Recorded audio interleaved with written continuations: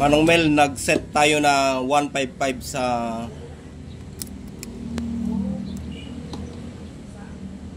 frequency. Ito yung tatlong radials. Ganyan lang yan. Ayan, isa.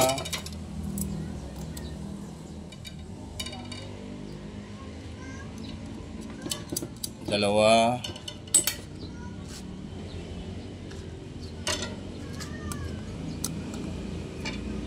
Tatlo. Ayan. Pag naiset mo yung tatlong radials, dito naman tayo. Isunod mo na to. Ito. Ayan.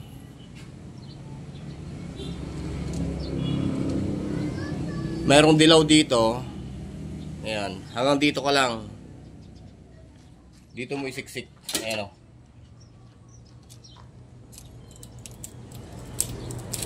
Kung mag-adjust ka naman ng amateur, itataas mo yan, yung 144. Pero nakaset tayo ng ito, 144, tapos may telescopic pa dito. Pero wag mo nang gagalawin to. Ayan, hanggang dyan ka lang ang settings mo sa 155. Okay?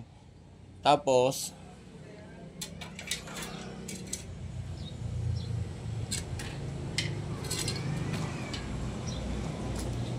itong sumunod na radials naman, ayan o.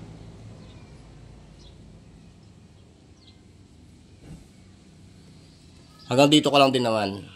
Tapos, dito mo siya isiksik. Yan. Yun. Hipitan mo na to. Itong metal clamp na yan. Yan o. Yan. Tapos sa tagiliran dito, ayan. Meron naman siyang tornilyoan dito para pampahigpit. Madali na lang sundan yan. Dito.